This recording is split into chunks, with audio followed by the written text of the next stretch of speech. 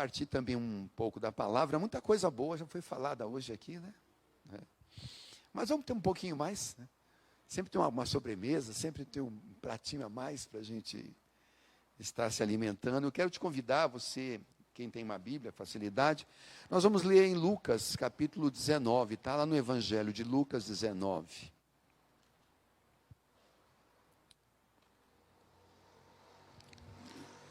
Graças a Deus. Obrigado, Senhor.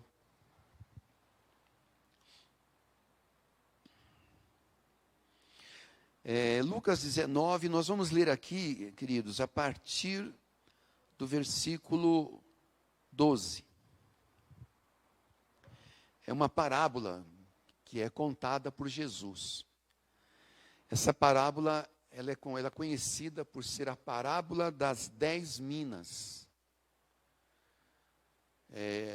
Para poder deixar mais claro para os irmãos, mina, que ele vai se referir aqui, mina é uma moeda, é um valor monetário, financeiro, né?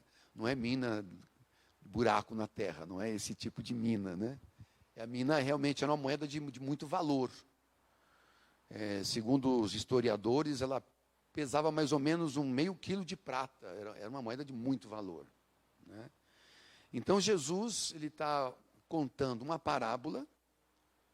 Sempre ele usava as parábolas para ensinar o povo. A gente aprende muito com as parábolas, essas histórias, né, que ele criava. Não sei se ele criava no momento, se havia histórias que as pessoas conheciam, mas ele usava muito as parábolas, né? E essa aqui é conhecida pela parábola das 10 minas.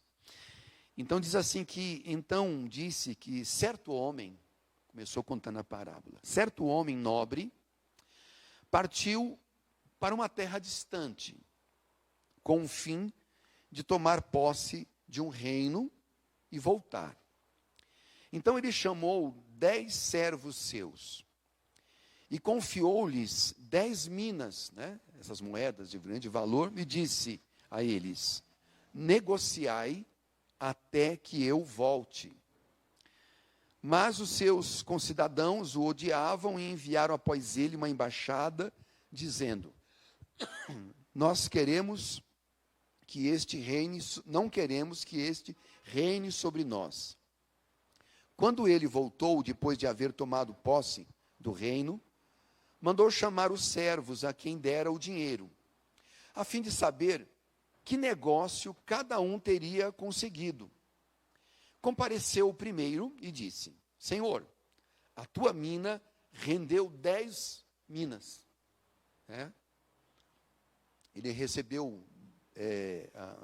uma mina, e cada um recebeu 10 minas cada um, né? 10 valores, 10 moedas, vamos falar moedas, tá? Vou usar as moedas. 10 moedas, e ela rendeu mais 10 moedas. Né? Rendeu praticamente 100% daquilo que lhe foi confiado. Respondeu-lhe então o Senhor: muito bem, servo bom, porque foste fiel no pouco, sobre o muito terás autoridade. Porque foste fiel no pouco, terás autoridade sobre 10 cidades. Olha só, o homem foi promovido, hein?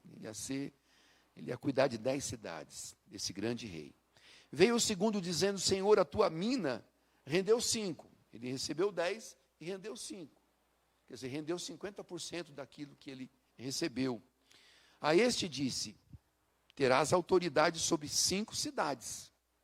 Veio então outro dizendo: eis aqui, Senhor, a tua mina, que eu guardei embrulhada num lenço, pois eu tive medo de ti, que és um homem rigoroso, tiras o que não puseste e ceifas o que não semeaste. Respondeu-lhe: servo mau, por tua própria boca te condenarei. Sabias que eu sou homem rigoroso, que tira o que não pus e ceifo o que não semeei? Por que não puseste o meu dinheiro no banco, e então, na minha vinda, o receberia com juros? E disse aos que o assistiam: tirai-lhe a mina, e dai-o ao que tem 10. E eles então ponderaram: Senhor, ele já tem 10. Pois eu vos declaro: a todo o que tem, dar-se-lhe-á, mas ao que não tem, o que tem lhe será tirado. Amém, amados? Não sei se os irmãos compreenderam bem essa parábola. Creio que muitas pessoas que ouviam isso no tempo de Jesus também tinham alguma dificuldade para entender as parábolas. Nem sempre era fácil. Os próprios discípulos, às vezes, tinham que esperar o momento oportuno. Tem um pouco de água aqui. Tem aqui.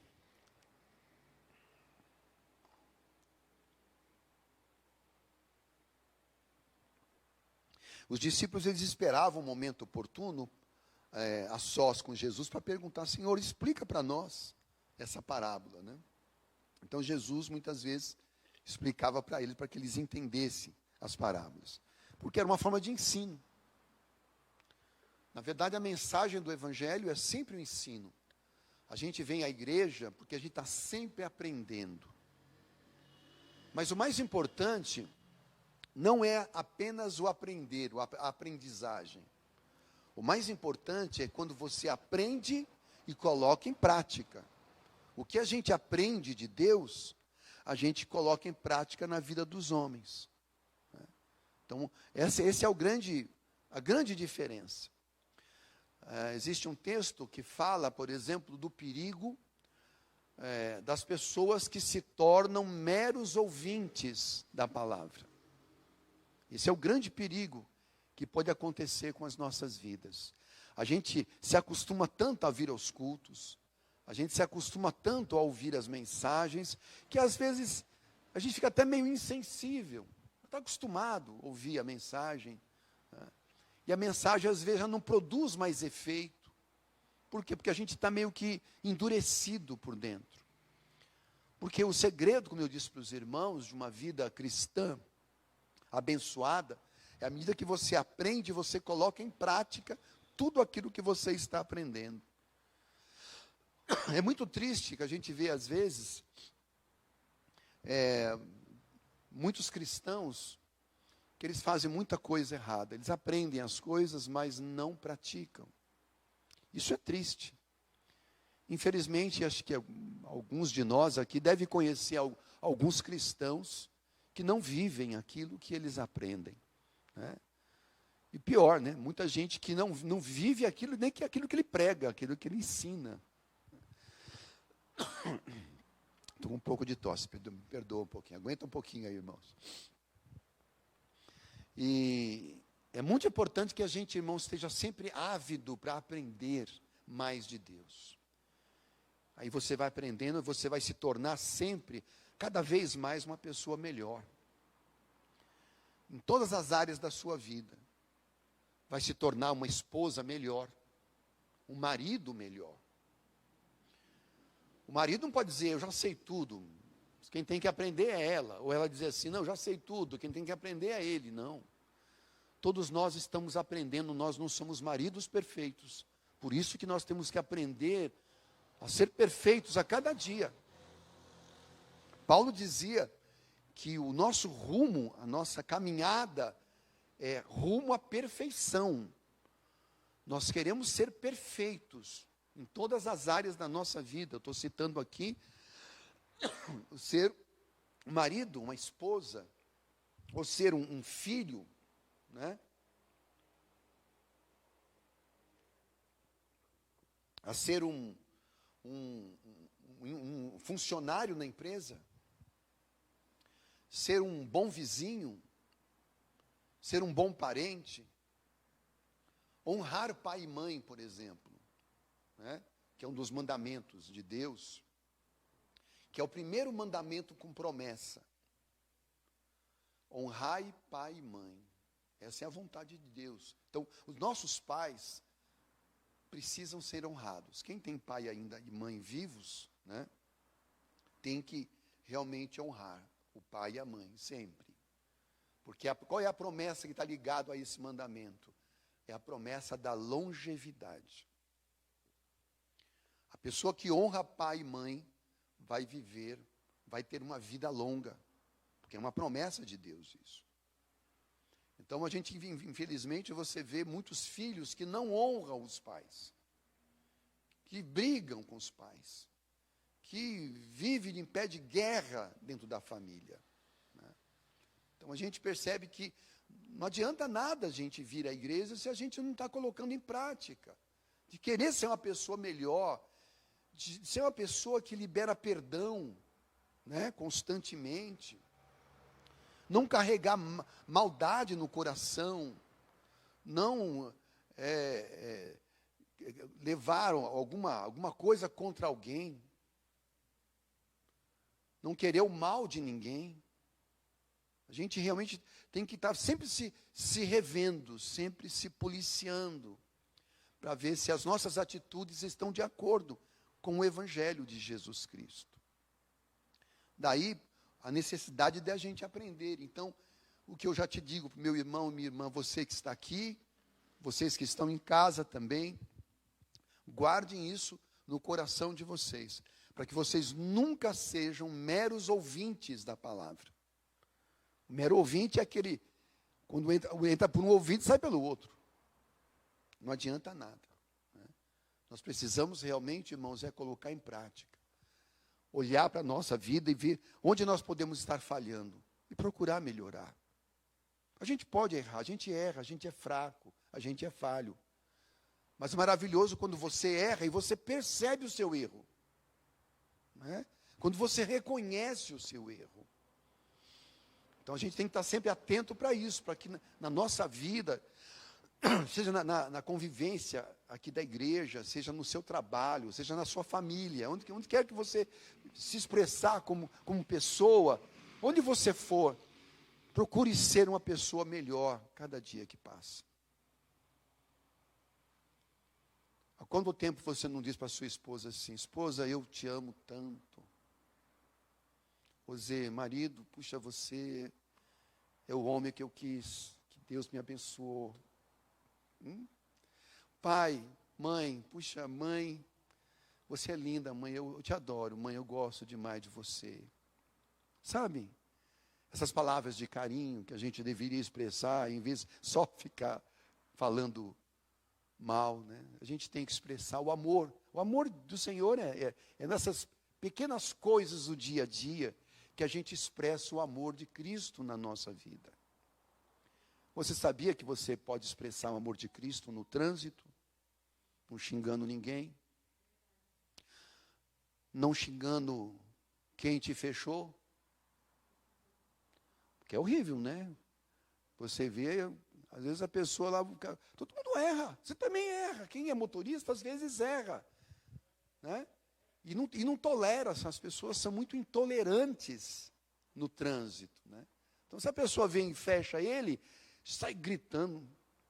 Eu lembro uma vez, faz um tempinho, que eu estava aqui na Antigo Sul, aconteceu uma coisa mais ou menos assim, né? O cara, acho que não percebeu, sem querer, ele passou e fechou o outro lá. E o outro parou o carro, abriu a porta, saiu fora e começou a xingar o outro, mas de cada palavrão terrível. E o pior, eu conhecia, ele era irmão. Frequenta a igreja, eu conheço ele frequenta a igreja. Mas nessa hora você vê, a pessoa frequenta a igreja para quê? Porque se no momento desse a pessoa solta todos os demônios de dentro da pessoa, xingando o outro daquele jeito, não, gente. A gente tem que começar a colocar em prática aquilo que a gente aprende de Jesus, irmãos. Você não vai consertar o mundo. Não vai consertar o mundo. Você não vai consertar o mundo. Não é brigando com as pessoas que você vai consertar o mundo ou consertar o teu pai e a tua mãe. Quando você, por exemplo, tem um pai e uma mãe que, por exemplo, tem Alzheimer. Alguém tem algum parente com Alzheimer aqui? Você tem? Né? Então, quem tem um parente com Alzheimer, sabe, o Alzheimer produz esquecimento, as pessoas esquecem das coisas, né? Com facilidade. Então, para quem vive com a pessoa com Alzheimer, tem que ter uma paciência triplicada. Porque você tem que compreender que ela não faz aquilo porque ela quer, aquilo é parte da deterioração daquela doença. Então, a vida inteira nossa, a gente tem que estar sempre se revendo, para que o amor de Cristo se transmita através das nossas vidas. Entendeu? A gente começa isso dentro da nossa casa, isso se estende para o trânsito, no nosso trabalho, no nosso local de trabalho, em toda e qualquer situação. Então, que o Senhor nos ensine, viu, irmãos, cada dia a gente viver este evangelho maravilhoso de Jesus. Você vê que ele aqui nessa parábola, ele está falando sobre essas minas, esse dinheiro. Ele se ausentou, foi para uma outra terra, foi tomar posse lá de uma terra, e chamou seus servos e colocou eles para cuidarem das suas propriedades. Ele era um homem muito rico. E para cada um deu aquelas minas, aquelas moedas. E o que é interessante, que eu chamo a sua atenção no verso 13, é que ele diz assim, para todos eles: negociai até que eu volte. Preste atenção nisso, porque esse é o ensino de Jesus, é o ensino para nós. Negociai até o que eu volte. O que Jesus quis dizer com isso? Fazei render isso que eu tenho colocando na sua mão, você vai fazer render isso. Você vai procurar multiplicar esse dinheiro, né? Porque ele era um homem acostumado a investir, ele sabia que o dinheiro dele tinha que ser multiplicado, enfim. E deu a esses seus servos essa incumbência: negociai até que eu volte. Eu pego aquelas moedas, eu vou então negociar, eu vou fazer multiplicar aquilo. Negociar é fazer render. Então Jesus está usando de uma figura financeira, né, de finanças em si, para nos ensinar algo muito importante.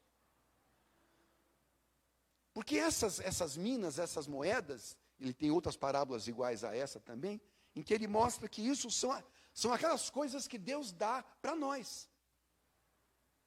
Quem são esses servos? Somos nós. É você. Nós somos essas pessoas que Deus te deu talentos. Cada um de nós recebeu algo de Deus. Você recebeu talentos de Deus. Você recebeu, tem uma parábola também dos talentos, né? Porque eu lembrei dos talentos. Você recebeu talento, você recebeu minas, você recebeu moedas, você recebeu recursos. Para cada um dos seus servos, para cada um dos seus filhos, Deus dá esses talentos, te dá condições, te dá capacidade, te dá inteligência, te dá sabedoria. Há uns mais, há outros diferentes, mas todos nós, sem exceção, todos nós temos algo de Deus na nossa vida.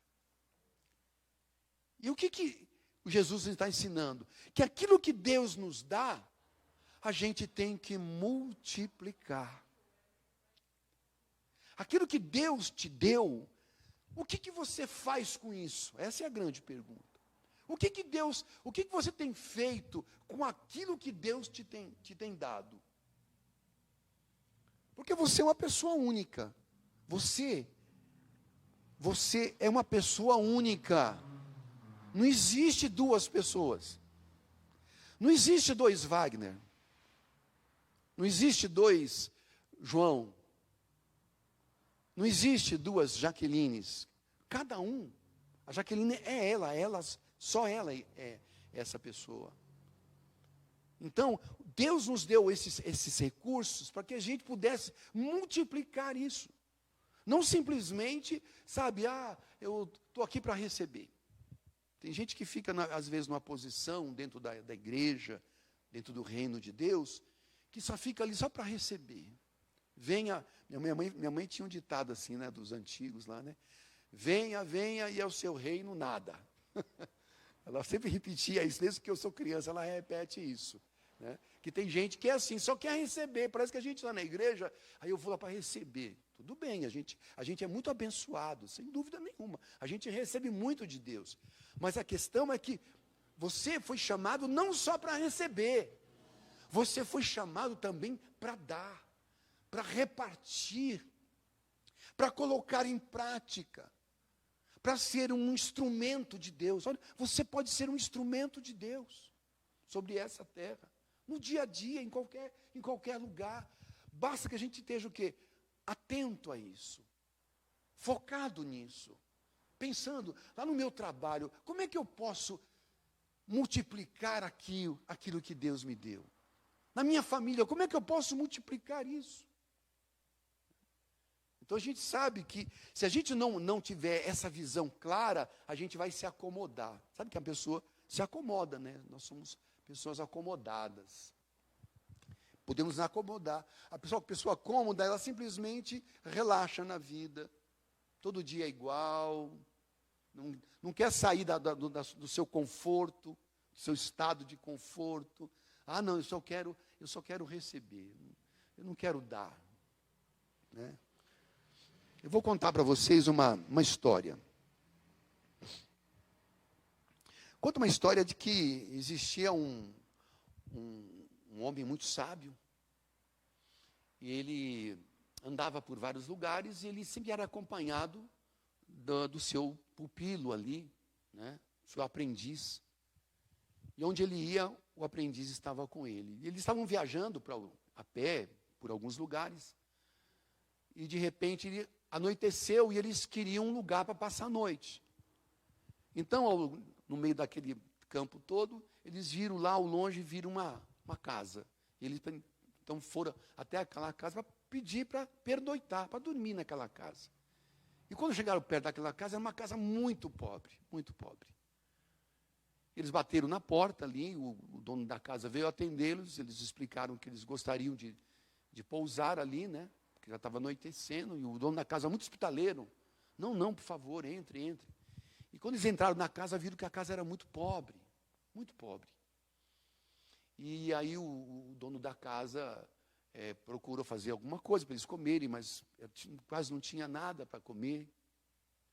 Mas aí, mesmo assim, era hospitaleiro, serviram aquele homem muito sábio e aquele aprendiz dele. E ali eles ficaram ali um tempo. E aí o aprendiz, ele ficava o tempo todo olhando, todas as coisas, olhando aquela pobreza. E ele pegou e perguntou para o dono da casa: como é que vocês vivem? Eu vejo que vocês não têm muito recurso aqui. Do que vocês vivem? E aquele homem disse assim: olha, o que a gente tem uma vaquinha. Se você viu lá fora, lá no estábulo, nós temos uma vaca ali. E essa vaca aqui nos dá o leite.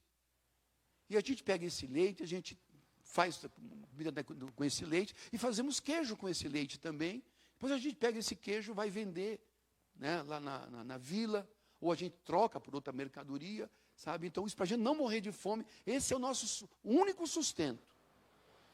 Então, eles viviam, na verdade, daquela vaquinha. A vaquinha era o sustento deles. Só que a pobreza era muito grande, porque uma vaquinha só para poder sustentar uma família, eles tinham 3 filhos. Era o pai, a mãe, mais 3 filhos. E aí eles ficaram ali, esse aprendiz se condoeu demais da família, né? Aquela pobreza, aquela dificuldade. Os filhos meio magrinhos, assim, não eram muito fortes e tal. E aí amanheceu o dia, eles agradeceram e foram a caminho. E aí o aprendiz falou assim para o sábio: Senhor, nós precisamos fazer alguma coisa por essa família. O senhor não viu como eles são muito pobres, pobres demais? O senhor precisa fazer alguma coisa por eles. Aí isso que o sábio pegou, parou e disse assim: tá bom, volta lá e pega aquela vaquinha e joga ela pelo precipício. Mas como assim? Como o único ganha-pão que eles têm lá é aquela vaquinha, eu vou jogar isso no precipício? Aí ele disse: você ouviu? Volta lá, pega aquela vaca, você não quer ajudar eles, então pega aquela vaca, joga no precipício. Ele achou aquilo um absurdo. Não entendeu o que era, mas ele resolveu obedecer, porque ele era, né, o pupilo dele ali, né, era um servo dele.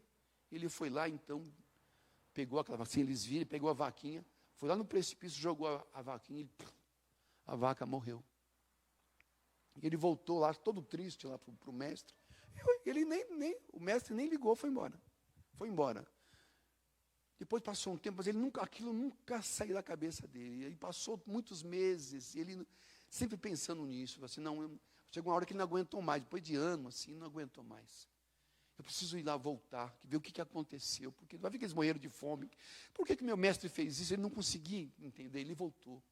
Voltou lá, deixou o mestre lá e voltou para poder ir lá naquele lugar, naquela casa, para ver o que tinha acontecido. Quando ele chegou de longe, assim, ele avistou, ele viu uma casa bonita. Naquele mesmo lugar que era um casebre praticamente, tinha uma casa tão bonita ali, e ele pegou então, se aproximou, será que eles venderam? Para ver que eles tiveram que vender, não tinha como sobreviver. Mas quando ele chegou, bateu na porta para perguntar, quem sai lá fora? Sabe aquele mesmo homem, ele reconheceu o homem. Só que ele estava mais robusto, estava mais bem vestido, né? A mulher, os meninos estavam tudo mais gordinhos, sabe? Mandou ele entrar, uma casa estava mais bem arranjada, tinha comida para eles comerem. E aí ele falou assim, mas o que aconteceu? Quando eu vim aqui, vocês não tinham nem o caso e o que comer, e agora eu estou vendo essa fartura, o que aconteceu? Eu falei assim, aí o homem contou para ele, rapaz, você não sabe o que aconteceu. A gente tinha só aquela vaquinha, você lembra? Lembra então. Alguém veio aqui e matou a nossa vaquinha, jogou ela no precipício, ou ela caiu, né, lá no precipício e morreu. E quando a gente viu que o nosso ganha-pão tinha acabado, a gente começou a ver de que outras maneiras a gente poderia sobreviver e ganhar dinheiro. Foi aí que a gente descobriu tantas maneiras que a gente poderia fazer para ganhar dinheiro. E ele pegou então e contou para eles que eles começaram a pesquisar e começaram realmente a trabalhar e a comprar coisas e vender. Descobriram várias atitudes dentro deles mesmos, sabe, que eles não percebiam que dependiam apenas daquela vaquinha. Dependiam somente dela. Se acomodaram naquela situação. E muitas vezes nós somos assim. A gente se acomoda com as vaquinhas na nossa vida. A gente está vivendo às vezes, na pobreza, ou vivendo na dificuldade, ou vivendo na doença, ou vivendo em qualquer situação que não satisfaz, que não é suficiente. Não é isso que você deseja mais. Né? Você deseja mais, você quer prosperar. Quem que não quer prosperar na vida? E muitas vezes a gente se acomoda. E é isso que eu quero fazer, a gente pensar nessa noite. Será que não existe uma vaquinha assim na sua vida? Que você se acomodou a isso, sabe? E é suficiente. Não, é isso que Deus me deu e é só isso. Não. Deus te deu mais, muito mais. E o que Deus quer é que você pegue isso que Ele te deu e você possa multiplicar ainda mais. Nesse final de semana eu estive com a minha filha Serena, ela mora aqui em Vinhedo. Passamos lá o final de semana com ela, com a família dela. E ela tem 3 filhos, né? E tem uma menina que mora com ela, que é a babá. Uma moça mais ou menos de uns 20 anos ela tem, essa moça. É uma moça assim, bem esforçada, porque eu conversando com ela, ela é uma pessoa do interior, não tem recurso, a família não tem recurso, mas ela está se esforçando e acabou entrando, está fazendo uma faculdade, essas faculdades online, né? Porque ela não tem condição de frequentar uma faculdade. Ela entrou então, fez um vestibular e está fazendo uma faculdade em si. Então, eu conversando com ela tal, e eu peguei e falei essas coisas para ela, porque eu vi que ela está assim muito acomodada naquilo apenas, né? E ela é uma pessoa que tem um potencial muito grande. Eu falei assim, filha, eu vou te dizer uma coisa. Você não deve se acomodar apenas a isso. Porque não basta você fazer esse curso e se formar. Porque sabe o que acontece nesse mundo que a gente vive? Os melhores é que estão pegando os melhores lugares. Então você não pode se contentar e ser mais um que tirou um diploma. Mas naquilo que você está fazendo, você tem que ser o melhor que você puder fazer. Então não dependa apenas daquelas matérias que o professor da faculdade está te passando. Mas que você aproveite isso e comece a estudar. Comece a entrar na internet. Nós temos hoje uma gama de possibilidades, como o YouTube, por exemplo. Falei, se você pega uma matéria na faculdade, que o professor deu aquela matéria, você não entendeu bem, entra no YouTube, começa a estudar isso lá. Tem muitos vídeos, começa a comprar livros, você não consegue comprar, empresta os livros, mas você precisa realmente ir além daquilo que as pessoas estão indo. Que as pessoas estão, todo mundo mais ou menos no mediano. Sabe o que é uma pessoa medíocre? a gente ainda tem uma ideia de que medíocre é uma pessoa, é uma coisa meio ruim, né? A gente xinga, você é medíocre. Não, mas não é um xingo, não é medíocre. São pessoas que vivem na média. A pessoa vive na média, mediana, ou seja, ele vai ser um estudante igual todo mundo é. Jovens, vocês que estão aqui. Você não tem que ser um jovem, um estudante como todo mundo é. Você tem que ser melhor do que você pode ser. Você tem que estudar. No seu trabalho, você vai trabalhar. Você não pode ter a sua vaquinha lá no seu trabalho, no seu emprego. Ah, é só isso que eu tenho, é só isso que dá. Não, você pode ir muito além. Muito além. Por isso que ele diz assim, né? Negociai até que eu volte. Então, aquilo que Deus te deu, você pode fazer a diferença. Pode fazer tudo novo. Você vê que coisa interessante? Eu vou te mostrar só um texto aqui em Filipenses, não vou me demorar muito, mas em Filipenses tem uma coisa interessante também, um paralelo a isso aqui, em Filipenses 2. Filipenses 2, verso de número 12. Quem puder achar, mas vamos, ouça pelo menos. Ele diz assim... Assim, pois, amados meus, isso é Paulo escrevendo essa carta. Assim, pois, amados meus, como sempre obedecestes, não só na minha presença, porém muito mais agora na minha ausência. Desenvolvei, presta atenção nessa palavra, desenvolvei. Na minha tradução está aqui essa. Desenvolvei a vossa salvação com temor e tremor. Agora eu quero chamar a tua atenção para isso. Olha o que Paulo está dizendo. Desenvolvei a vossa salvação. É algo que está onde? Na nossa mão. A gente tem uma ideia que não, é que Deus que está desenvolvendo minha salvação. Deus que tem que fazer tudo. A gente sempre tem essa ideia de que coloca tudo na mão de Deus. As pessoas dizem assim, então tem um salmo que diz assim, em vão edifica os edificadores. Como é que é? Em vão edifica os... Não, não é assim. Eu inverti.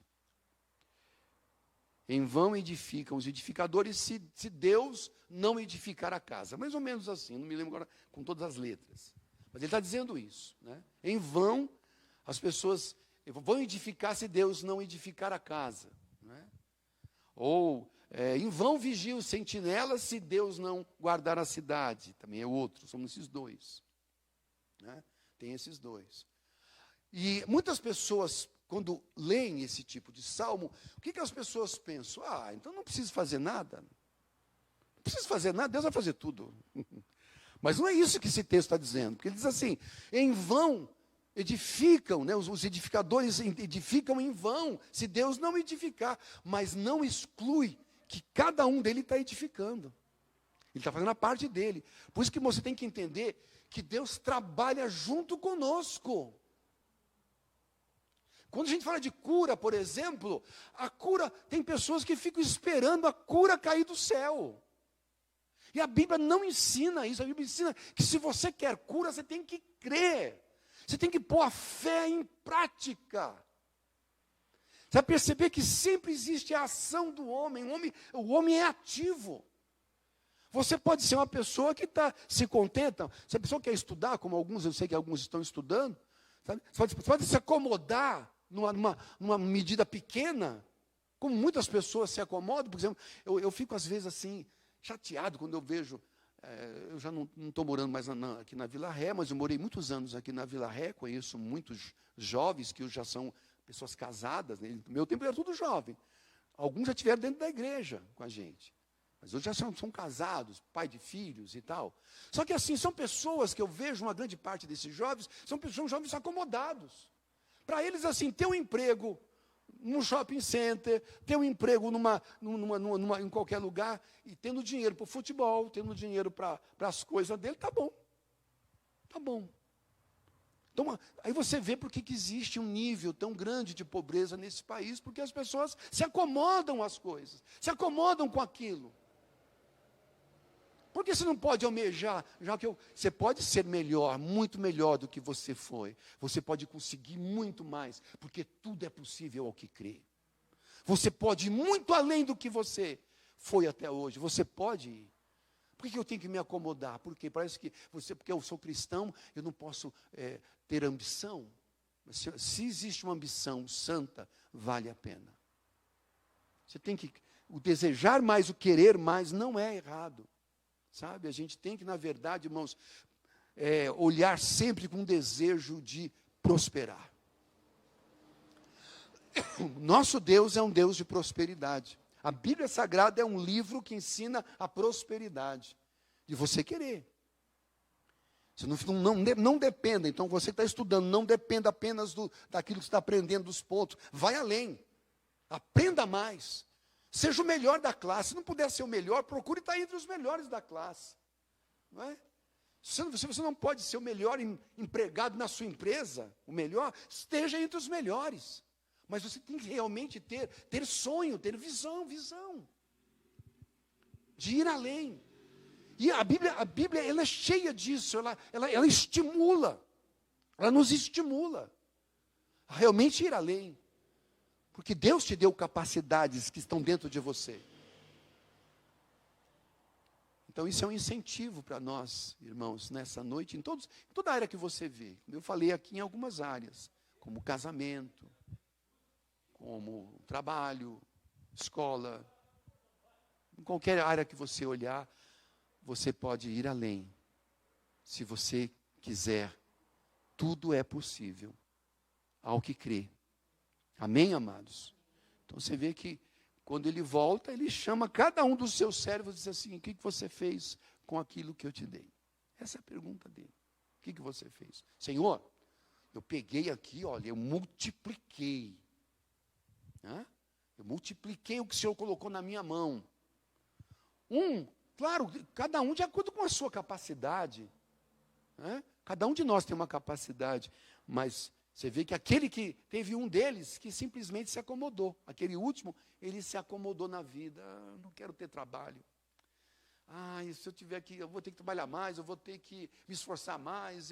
Sabe, a pessoa se acomoda naquilo. Meu irmão, minha irmã, você não precisa se acomodar na vida. Você pode ser uma pessoa muito mais abençoada, porque você crê num Deus todo-poderoso. O Deus cujo Ele é o dono do ouro e da prata nesse mundo. Então essa palavra, ela vem com o intuito de te estimular. Está numa empresa? Eu quero chegar a gerente.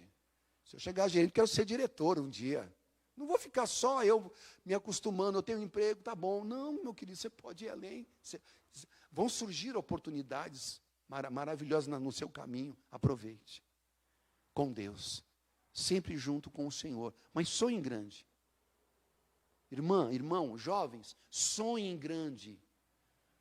Tenham sonhos. Sabe? Busquem algo mais.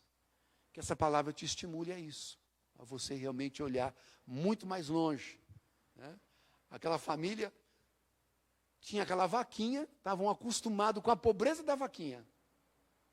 Aí o sábio falou: você quer saber o que eles vão fazer? Mata aquela vaquinha, joga ela no precipício. E aquilo fez com que eles saíssem daquele comodismo e entraram numa vida completamente nova. Você pode aplicar isso em qualquer área da sua vida, na vida espiritual. Por exemplo, já estou concluindo, mas por exemplo, na vida espiritual, eu não posso depender apenas dos cultos da igreja. Não seja uma pessoa que se acomode. Eu vou domingo na igreja. E só. Ao longo da semana você não lê a palavra, não estuda, não aplica, sabe? O aprendizado, a palavra ensina que a fé, ela cresce através da palavra de Deus. À medida que você lê, que você estuda. Você quer ser um pregador da palavra, você tem que estudar. É horrível você ver um pregador que não conhece a palavra. A gente vê muito isso. Uma palavra sempre rasa, muito rasa, porque não tem conhecimento, porque não estuda. Tem que estudar, você tem que se aplicar. Pode dizer assim, você quer ser pregador, você tem que manejar bem a palavra da verdade. você tem que se aplicar. Todo dia estudar a palavra. Você quer pregar, quer ensinar. Aprenda. Então, todo dia, medite na palavra. Gaste tempo em oração. Meu querido, minha querida, gaste tempo em oração. Ore a Deus. Eu sei que a gente é estimulado para orar por algumas necessidades, quando elas surgem. Mas saia dessa pequenez. Crie o hábito de orar todo dia, ter um tempo a sós com Deus. Você teve um dia a sós com Deus hoje? Você teve um tempo com Deus hoje? Só você e Deus. Ontem você teve um momento a só, você e Deus. Então pense um pouquinho nessa noite, porque coisas novas vão começar a se abrir na sua vida. Se prepara, porque coisas novas vão surgir. Vão acontecer oportunidades novas na sua vida. Fique atento. Não perca essas oportunidades que Deus vai colocar no teu caminho. Sonhe grande, deseje mais. Que Deus possa realmente te dar uma porção muito maior e melhor do que você tem hoje. Receba isso, meu querido, em nome de Jesus. Vamos ficar de pé.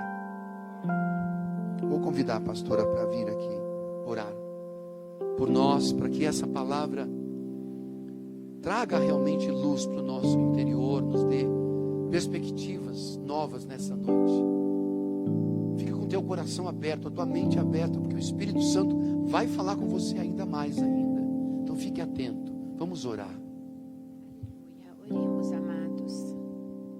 Pai querido, é em nome de Jesus que nós como igreja levantamos o clamor nesta noite, Senhor, para que o Teu Espírito trabalhe no nosso espírito e venha nos dar entendimento, Senhor, a cada um de nós, como ministrou Teu servo nesta noite. Nós somos únicos e especiais aos Teus olhos. A Tua palavra diz que Tu nos formastes no ventre da nossa mãe. Nós fomos tecidos, Senhor, cada célula do nosso corpo, a cor da nossa pele, os nossos olhos, o nosso cabelo, nossa forma de ser, de olhar, de observar. Tudo, Senhor, é obra Tua e nós Te agradecemos tanto, Senhor, porque Tu nos formaste com tanta perfeição, Senhor. E devemos ser gratos por isso, pelo Teu amor, pelos filhos, Senhor, daqueles que Tu deste graça de tê-los, pelos nossos pais, pela nossa família, pelos nossos irmãos. Quantos motivos nós temos de Te agradecer e de louvar o Teu nome. Mas, Senhor, esta palavra nesta noite eu clamo em oração, junto com os meus irmãos, para que ela venha especial em cada vida, Senhor, porque nós somos diferentes uns dos outros. Cada um sabe da sua necessidade, cada um sabe daquilo que precisa se libertar. Ó Deus, e se não sabe que o Teu Espírito venha mostrar, venha trabalhar, que nas nossas orações, nos nossos momentos a sós, podemos aquietar a nossa alma e ouvir a Tua voz falando conosco, nos ensinando, Senhor, o que devemos fazer, o que devemos aprender. Nos livrar, Senhor, dos temores, nos livrar, Senhor, das religiosidades, da falsa aparência, Senhor, da imagem distorcida de Deus, da Tua imagem, Senhor. O mundo criou uma imagem Tua, Senhor, que não é o que Tu queres para as nossas vidas. A Tua palavra diz que Tu és um Deus de amor, que zelas pela nossa vida, que cuida de nós, Senhor, que olha pelo nosso choro, olha pela nossa tristeza, olha pela nossa angústia e está no nosso coração nos levantando, nos dando ânimo, curando as nossas feridas, sarando as nossas dores, Senhor. E querendo, Senhor, que nós sejamos instrumentos de paz nessa terra, Senhor. queremos ser esses instrumentos de paz. Por isso, Pai, nós clamamos a Ti, nos ensina a aprendermos, Senhor, aprendermos de Ti, que és manso e humilde de coração. É de Ti que nós precisamos aprender. Não é com o mundo, não é com a falsidade, com a religiosidade, com o ódio.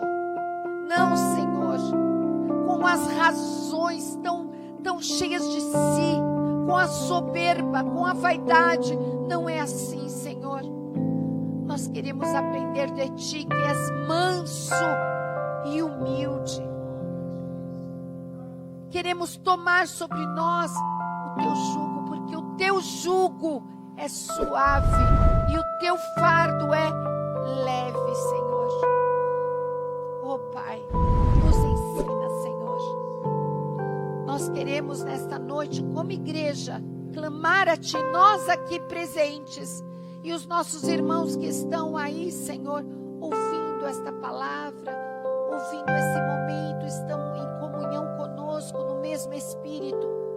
Nos ensina a aprendermos de Ti, Pai.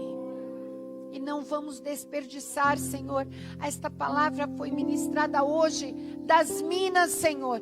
Tu nos deste minas nas nossas mãos. Que nós, Pai, possamos multiplicá-las.